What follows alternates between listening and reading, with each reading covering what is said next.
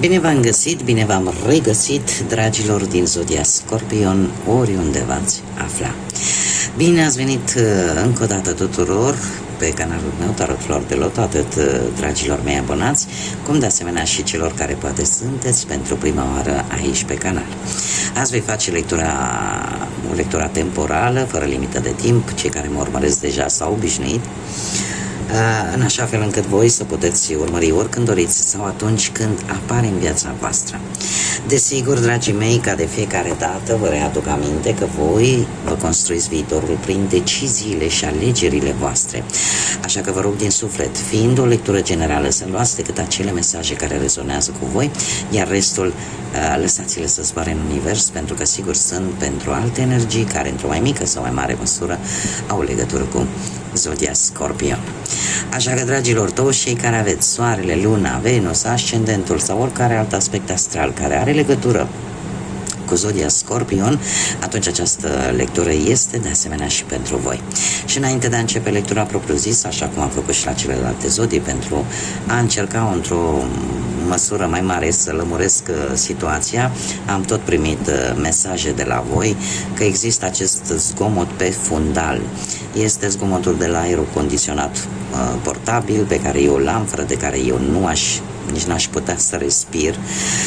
Mă aflu într-o zonă foarte călduroasă, cu temperaturi peste 40 de grade, așa că este indispensabil prezența acestui aparat.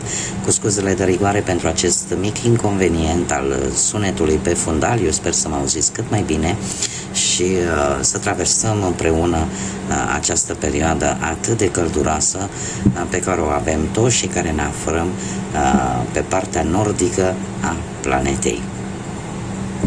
Și acum, haideți să începem și să vedem care este situația, dragilor mei, din Scorpion sau cu legături importante cu această zodie. Ce simțiți? Ce vă doriți? Ce situații traversați? Haideți să vedem. Cum sunt, dragii mei, din Scorpion? Și mai fac o mică paranteză. Dragilor, toți cei care, domne, nu simțiți voi că nu rezonați cu ce spun eu aici, sau că se mai ivește așa, știi, câte una care îmi dă câte un mesaj și îmi spune n-am înțeles nimic, sau nu știi să explici, sau domne, nu vă oblig să fiți aici. Vedeți că nu vă place, schimbați, căutați, sunt o grămadă. E posibil să nu rezonați cu felul meu de a vorbi, cu felul meu de a explica lucrurile, cu felul meu de a vedea și a citi cărțile. Nu e niciun fel de problemă. Dar haideți să nu fim răi. Haideți să nu aruncăm cu piatră. Am încheiat paranteza. Haideți să vedem.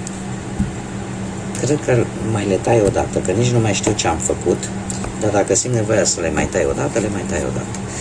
Haideți să vedem, dragii mei, cum sunteți voi. Dragilor dragi.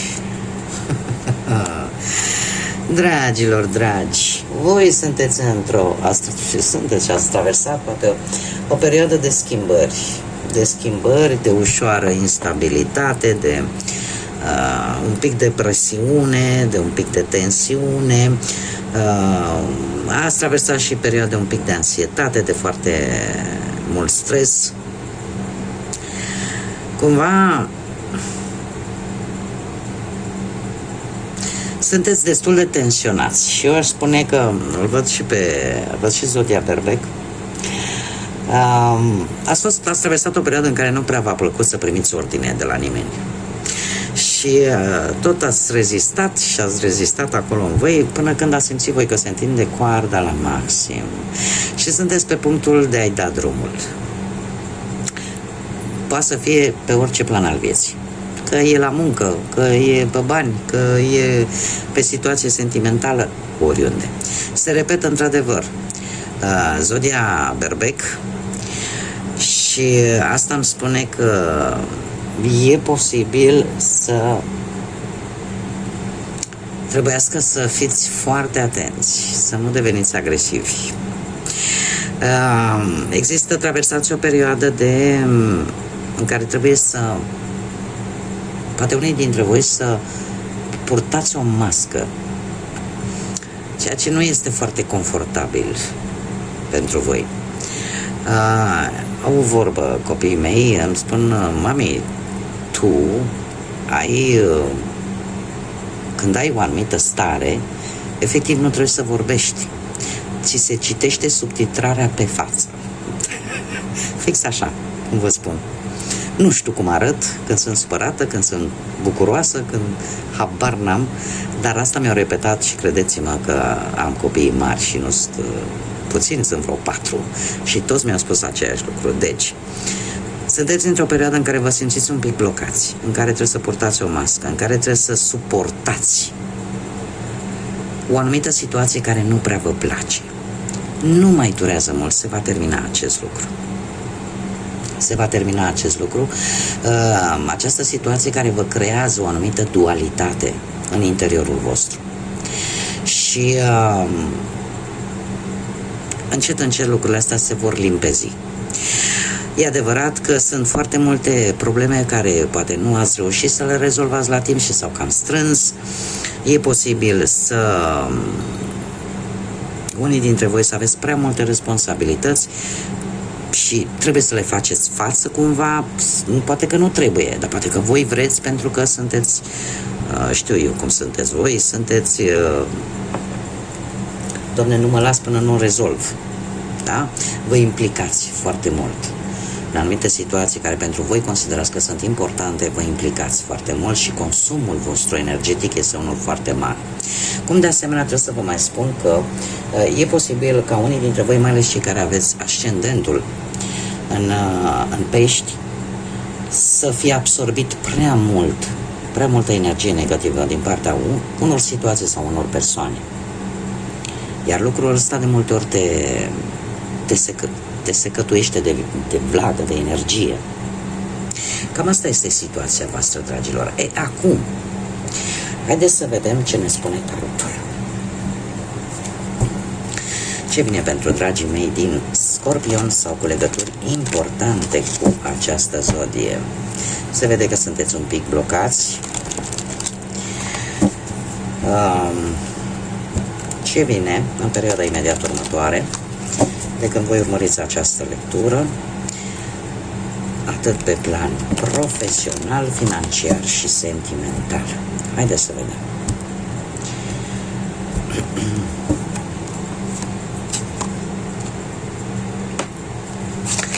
Da.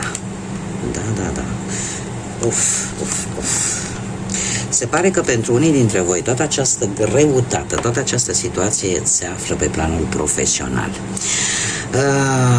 Într-adevăr, se pare că ați traversat o perioadă destul de complicată, cu foarte multe responsabilități, poate la locul de muncă, sau foarte multe cerințe, indiferent că poate aveți propria voastră afacere, că poate sunteți angajați. Cumva s-au pus prea multe în cârca voastră. A fost o supraîncărcare de responsabilități, de multe ori în detrimentul poate al propriei voastre bunăstări fizice sau emoționale. Se pare că ați încercat cumva să ieșiți în evidență, ați făcut un efort foarte mare ca abilitățile voastre să fie recunoscute, doar că se pare că lucrul ăsta cumva nu prea s-a întâmplat. Cum de asemenea unii dintre voi nu v-a fost foarte ușor să obțineți un loc de muncă. Și tot ați căutat. În prezent, încă, și aici trebuie să aveți mare grijă, 8-ul de spade îmi vorbește de un blocaj pe care voi vi l-ați creat. De ce? Și aici trebuie să mă repet, mai ales cei care aveți soarele în Scorpion și poate ascendentul în Pești. De ce?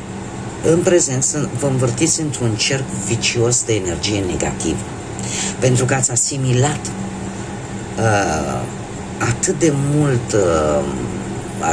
de multă stare negativă, în care v-ați construit, poate fără voia voastră, o realitate care n-are nu, o imagine, mai bine zis, o imagine utopică, iluzorie, care n-are nimic de văzut cu realitatea.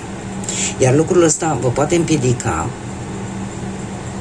să vedeți de fapt că există șanse, să vedeți de fapt că există soluții, indiferent ce situație traversați din punct de vedere profesional. Că nu găsiți de muncă, deja e ca și cum ai zice, te dai bătut și te învârți în cercul ăsta negativ. Optul de spade e cartea care ne vorbește de atracția universală. Este, pentru unii dintre voi, e posibil să aveți un job în care situația nu este foarte roz. Și atunci, învârtindu-te în speranța că hai că poate o fi bine, fără să vezi realitatea care este de fapt, te poate împiedica să vezi dacă mai suporți situația respectivă sau încerci să schimbi ceva. Cumva nu poți lua anumite decizii pe planul ăsta al muncii, tocmai pentru că nu vezi lucrurile foarte clar. Da? Cumva trebuie să reevaluezi situația și se pare că o vei face în următoarea perioadă, pentru că avem moderația. Nu știu dacă zodia Săgetător vă spune ceva, poate să aveți sau nu o anumită influență, dar moderația vine și spune că vei avea de muncă stabil, că poți avea o colaborare bună la nivel de, nu știu, de asociat, da? Dacă aveți propria firmă, că sunt șanse să apară contracte și înțelegeri pe planul ăsta al muncii, că apare această echilibrare, dar ieși din acest cerc vicios. Fii atent la realitate, pentru că poți. Mergem mai departe. Haideți să vedem pe plan financiar. Nu e rău deloc. Dragilor, lucruri bune vin. Într-adevăr că a fost, aș zice, o perioadă în care cineva nu a fost total cinstit cu voi pe partea asta banilor, dar se pare că ați fost isteți, ați obținut informațiile necesare și lucrurile cumva s-au rezolvat cu o anumită situație financiară. Aici vreau să fac o mică paranteză. Tot în urma unor mesaje, eu nu am cum să spun mai concret decât o fac. Pentru că eu fac la atâtea mii de persoane. Dacă aș avea decât o persoană lângă mine, cum fiecare dintre noi știm că normal așa se procedează, atunci ar fi altceva. Eu vă dau variantele care mi le arată cărțile, iar voi puteți să rezonați sau să nu. O mică paranteză. Deci, se pare că situația s-a rezolvat. De ce spun acest lucru? Pentru că, nu știu dacă zodia Leu vă spune ceva pe partea asta a banilor, dar cumva s-a rezolvat situația și banii, dacă n-au venit, vor veni destul de repede sau veți reuși să recuperați ceva bănuți care păreau imposibil poate de recuperat. Ceva se va obține pe partea asta banilor. Ori că se rezolvă o situație bănească, ori că veți obține o anumită sumă de bani importantă, care vă va bucura. Dacă nu a făcut-o deja. Perioada imediat următoare vine cu 9 de cupe. Dragilor, 9 de cupe e o carte foarte pozitivă. Va aduce stabilitate și un progres continuu în ceea ce privește banii. Se îndepărtează problemele, e posibil, de asemenea, mi se confirmă că veți recupera niște bani sau că veți avea parte de un câștig foarte spontan, total neașteptat în următoarea perioadă. Mergem mai departe. Viața sentimentală pentru cei care sunteți deja într-un cuplu, într-o pereche. știu dacă zodia Vărsător vă spune ceva, dar cu ceva timp în urmă, e ca și cum o dorință a deveni realitate în relația voastră. Au fost într-adevăr, ați traversat, ca să zic așa, un timp în care cred că speranța va da forță să mergeți înainte. Și atunci ați avut parte de un timp foarte bun, foarte fericit în relația voastră. A existat încredere. Nu știu, s-a întâmplat ceva în relația voastră, ceva, vouă va da mai multă încredere că relația voastră, într-adevăr, are un anumit echilibru, are o anumită stabilitate. În prezent, ce să vă spun? Doamne, nu știu cum faceți, ce faceți. Sunteți foarte magnetici, domne, aveți o atracție fenomenală. Din punctul ăsta de vedere intim, chimic, e ca și cum ai zice, domne, când îl văd sau când o văd, nu pot rezista să nu mă apropii. Asul de bâte ne vorbește de o etapă pozitivă în relația voastră, mai ales dacă există și înțelegere, pasiunea se pare că e la cote maxime și se pare că vă arătați, se arată lucrul ăsta și se vede. Perioada imediat următoare pentru voi, dragilor, vine cu un 8 de bâte care îmi vorbește de vă puneți în mișcare. Vă puneți în mișcare și aveți foarte multă energie, o comunicare foarte bună. E posibil chiar să faceți și o călătorie, poate cu avionul, unii dintre voi, o vacanță, de ce nu? Sau poate chiar să vă mutați împreună pentru unii. Așa că lucruri bune. Mergem mai departe și hai să vedem cei care sunteți singurei în urma poate a văduvii sau a unui divorț, a unei separări.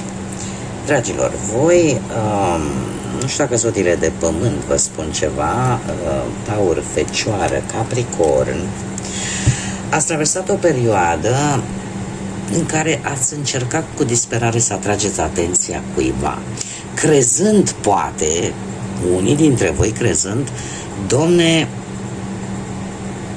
trebuie să mai fac ceva, nu știu, ca și cum, gândiți-vă așa o imagine dintr-un film romantic în care el sau ea nu știe ce să-și mai pună pe ea, cu ce parfum să se mai dea sau cu ce să se mai încalțe ca să arate cât mai atrăgător, atrăgătoare și așa mai departe.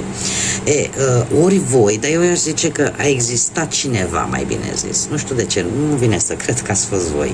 Nu știu de ce. Asta îmi spune intuiția. Dar e posibil să fi fost voi sau e posibil să a fost o energie.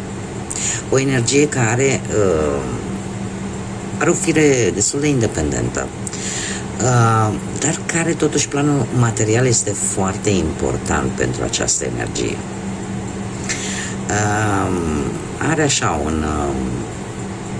îi place să fie independentă, poate, sau independent din punct de vedere financiar.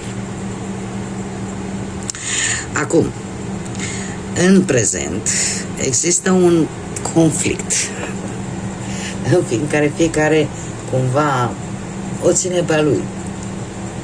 Poate să fie un conflict interior în voi, în care cumva parcă nu știți ce să faceți. Să existe anumite principii peste care voi să nu vreți să treceți. Cert este că totul e bine când se termină cu bine, cu următoarea perioadă care vine pentru voi va fi una de început de relație foarte sentimental, foarte plin de emoții.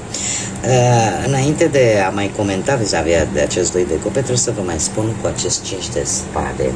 Acest 5 de spade se pare că nu știu dacă în prima fază unii dintre voi aveți senzația că ceea ce vi se întâmplă cumva se face dintr-o anumită răzbunare. Posibil și asta. Pe alții îi poate roade gelozia în acest moment. Iar asta poate să creeze anumite conflicte, anumite tensiuni. Așa că mare grijă. Acum, Trecând la perioada imediat următoare pentru voi, dragilor, cu acest 2 de cupe, trebuie să vă spun că totuși va veni o iubire foarte pasională, foarte emoțională și profund senzuală, în care fiecare va trăi la cote maxime, există sentimente reciproce. Așa că de asta zic, totul e bine când se termină cu bine. Haideți să vedem ce situație necunoscută poate apărea în următoarea perioadă pentru voi, dragilor, din Scorpion. O situație necunoscută. Și avem ochiul întunericului, care ne spune așa, că nu trebuie să cobori garda, trebuie să stați alerți, atenți, pentru că în întunecimea, în întunericul nopții, vei descoperi adevăruri ascunse. Eu aș spune că poate într-adevăr să fie vorba de această perioadă a zilei, care este seara, noaptea, când poate exista șansa să descoperiți un adevăr important, da? La propriu. Cum de asemenea ne poate vorbi metaforic și să spună să încerci să fii atent la detalii, să încercați să stați atenți chiar și în cele mai negre situații. Pentru că în momentele de, cum să spun eu, de momentele negre ale vieții, de multe ori aflăm lucruri noi, dar aflăm și anumite aspecte pe care nu le-am știut până în acel moment. Așa că stați în alertă. Haideți să vedem și un alt mesaj pentru voi, dragilor, din Scorpion, sau cu legături importante cu această zodie pentru următoarea perioadă. Simt că vă bucurați. Oh, ce frumos, ce frumos, ce frumos. Lasă-te portat de miracole. Și spune așa: fii deschisă către miracolele care vor apărea în viața ta. Trebuie să simți și să știi că aceste evenimente sunt reale, adică sunt pe bune. Lasă în urmă orice rezistență și orice îndoială, pentru că miracolele există. Miracolele pot veni în viața ta. Atât de simplu. Atât de simplu. Și nu știu de ce, mi-a venit acum, intuitiv așa, să vă uitați, să vedeți când este lună plină în următoarea perioadă, care este următoarea lună plină. Am simțit nevoia să vă spun această informație și v-am spus-o. Bun, dragii mei, cam atât am avut pentru voi. Mulțumesc din suflet tuturor celor care, ca de fiecare dată, sunteți alături de acest proiect, de mine și de acest proiect pe care eu l-am deschis aici pe YouTube, prin intermediul like-urilor, comentariilor și distribuirilor voastre. De asemenea, urez bun venit tuturor celor care s-au abonat de curând și sunt noi în această comunitate frumoasă a florilor de lotus. Și până data viitoare, când ne vom reîntâlni la o nouă lectură, eu vă doresc tot binele din lume, să aveți parte de multă liniște, atât în suflete, cât și în gânduri și de multă energie pozitivă. Până data viitoare, ca de obicei, să fiți iubiți, dragilor!